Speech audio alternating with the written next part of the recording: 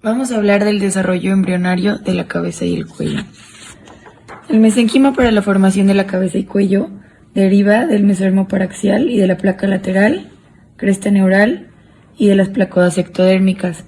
En esta imagen podemos ver en azul las estructuras que derivan de la cresta neural, en amarillo las estructuras que derivan del mesodermo de la placa lateral y en naranja las estructuras que derivan del mesodermo paraxial.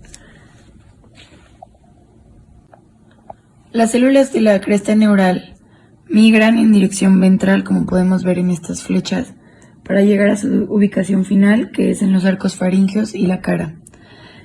Las placodas ectodérmicas, junto con la cresta neural, constituyen los ganglios sensitivos 5, 7, 9 y 10. La principal característica del desarrollo de la cabeza y el cuello es la formación de los arcos faringeos, que aparecen durante la cuarta y quinta semanas del desarrollo. Estos están constituidos por segmentos de tejido mesenquimatoso y también hay unas hendiduras faríngeas que están aquí y bolsas faríngeas. Los arcos faringeos contribuyen a la formación del cuello y de la cara. Cuando el embrión tiene 42 días, pueden reconocerse las prominencias mandibulares, que son dos prominencias maxilares y una prominencia frontonasal.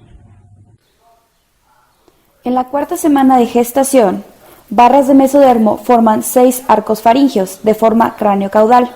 Se enumeran del 1 al 6 y el 5 no forma ninguna estructura. El primer arco faríngeo es el que va a formar las estructuras que se necesitan para la masticación. Los huesos que forma son el cigomático, el yunque, el temporal, el martillo, el maxilar y el mandibular, y son inervados por el nervio trigémino con su rama mandibular. Los músculos que forma el primer arco faríngeo serían: para la deglución tenemos al tensor del velo palatino, al miloioideo y el vientre anterior del digástrico. Para masticar tenemos al temporal, al pterigoideo y al macetero, mientras que el que bloquea el sonido de la masticación sería el tensor del tímpano. El segundo arco faríngeo va a formar a los músculos estiloioideo, vientre posterior del digástrico, que estos dos van a servir para la deglución, el estapedio, que va a fijar al estribo. Por otro lado, en los huesos tenemos al proceso estiloides y al hueso ioides en sus cuernos menores y su porción superior. El segundo arco faríngeo es inervado por el nervio facial. El tercer arco faríngeo va a formar al músculo estilofaríngeo, que va a ayudar a la deglución, al hueso ioides, y es inervado por el nervio glosofaríngeo. El cuarto y sexto arco faríngeo va a formar a los cartílagos laringeos, no va a formar huesos y está inervado por el nervio vago. El cuarto arco está inervado por el laringio superior y el sexto por el laringio recurrente.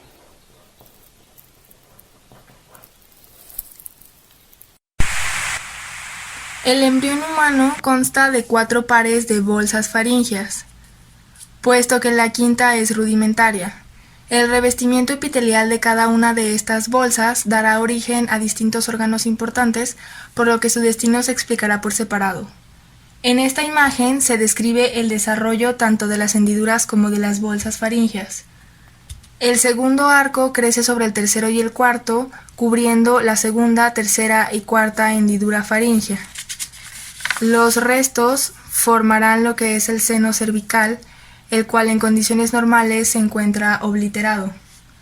La primera bolsa faríngea forma un divertículo con apariencia de tallo, el receso tubotimpánico, que más tarde entrará en contacto con lo que es la primera hendidura faríngea, el futuro conducto auditivo externo. La porción distal se ensancha y entra en contacto con la cavidad del oído medio, o también llamada timpánica primitiva, mientras que la porción proximal permanece estrecha, dando origen a la tuba auditiva o trompas de Eustaquio. Más tarde se forma la membrana timpánica gracias al revestimiento de la cavidad timpánica. El revestimiento epitelial de la segunda bolsa faríngea produce yemas que penetran en el mesénquima circundante. Después son invadidas por tejido mesodérmico, dando origen al estado primordio o rudimentario de la amígdala palatina. Las bolsas faríngeas 3 y 4 se caracterizan por tener un ala dorsal y otra ventral en su extremo distal.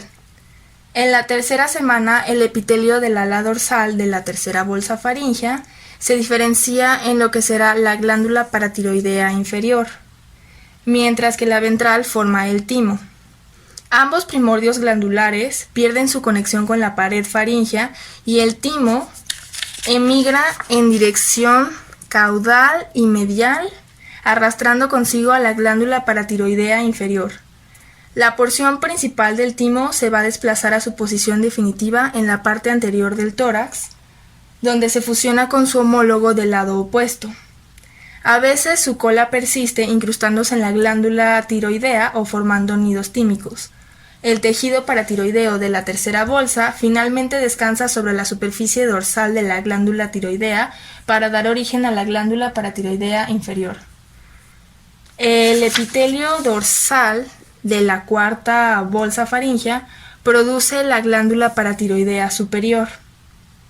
Cuando ésta pierde contacto con la pared de la faringe, se une a la superficie dorsal de la tiroides, que migra caudalmente como glándula paratiroidea superior. La región ventral de la cuarta bolsa faríngea da origen al cuerpo ultimobranquial, que más tarde se incorporará a la glándula tiroides.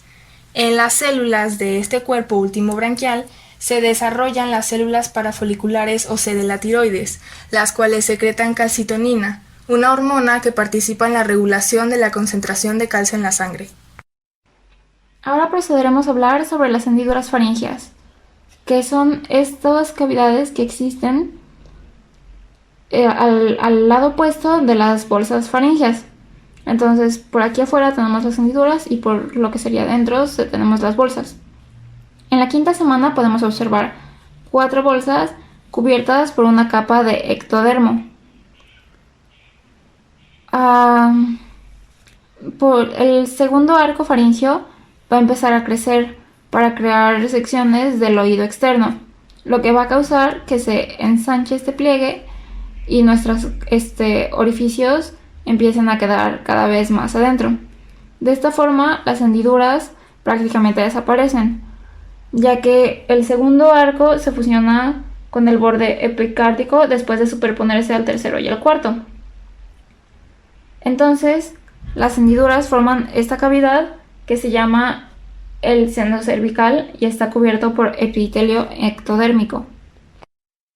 Ahora, refiriéndonos a la regulación molecular del desarrollo de la cara, tenemos a las células de la cresta neural que surgen de las células neuroepiteliales adyacentes al ectodermo superficial a lo largo de los pliegues neurales. La proteína morfogenética ósea es muy importante para establecer esta región limítrofe y aparte regula la expresión de WNT1, que va a inducir a más células de la cresta a sufrir una transición de epitelio-mesenquima y comenzar su migración hacia el mesenquima circundante. Por su parte, en el romboencéfalo, las células de la cresta se originan en un patrón específico a partir de segmentos que se denominan rombómeras. Hay rombómeras desde la R1 hasta la R8 y estas migran hacia los arcos faríngeos, generando la orientación de axones de las neuras de ganglios de la cabeza del cuello. En esta imagen de acá podemos observar cómo es que migran. Tenemos que la R1 y R2 van hacia el primer arco, la 4 hacia el segundo y la sexta y la séptima van del cuarto al sexto. Hablando ya de los ganglios a los que dirigen sus acciones, tenemos que las de la R2 van hacia el ganglio del trigémino, la R4 al geniculado y de vestíbulo acústico y finalmente la R6 y la R7 van al petroso y al ganglio nodoso. Las bolsas, por su parte, se forman gracias a la migración lateral de las células del endodermo, y este desplazamiento es estimulado por los factores de crecimiento de fibroblastos. Mientras las bolsas se forman, expresan un patrón de genes muy característico. Aquí en esta imagen más abajo podemos ver que el BMP7 se encuentra en el endodermo posterior de cada bolsa. Estas son las 4 bolsas, 1, 2, 3, 4. Además, el FG8, que es el rojo, se detecta en el endodermo anterior, y la expresión de PAX1 se encuentra en la región dorsal extrema del endodermo, que es el naranja, mientras que el Sonic Hedgehog se encuentra únicamente en el segundo y tercer arco faríngeo en el endodermo posterior. Estos patrones regulan luego a la diferenciación y definición de patrones del mesenquima del arco faríngeo y dan origen a estructuras esqueléticas específicas. La respuesta del mesenquima, porque no solo depende de esto, es dependiente de factores de transcripción que se expresan en el propio mesenquima. Estos son usualmente miembros del HOX, y aparte hay otros que son llevados por las células de la cresta neural hasta los arcos, que también podemos ver aquí. Por ejemplo, aquí se está llevando el OTX2, que es el que va a encontrarse en el primer arco, que no expresa HOX.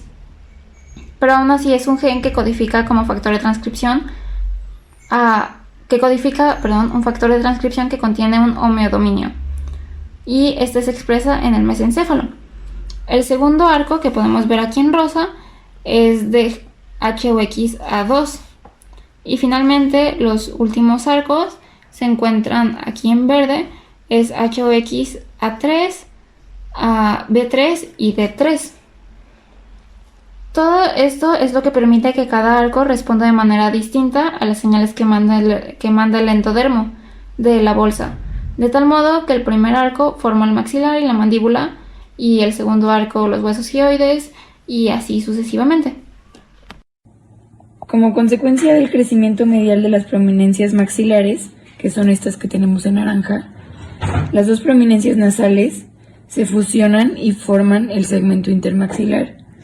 Este tiene un componente labial que forma el filtrum del labio, tiene un componente maxilar superior que contiene los dientes incisivos y un componente palatino que forma el paladar primario triangular.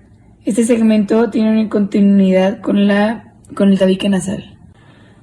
El paladar primario, que podemos ver en amarillo, deriva del segmento intermaxilar, que está de este lado, pero el segmento principal del paladar está formado por las crestas palatinas, que son 12 vaginaciones de las prominencias maxilares. Estas se aparecen a los lados de la lengua. Y en la séptima semana, estas ascienden para adoptar una posición horizontal y formar el paladar secundario.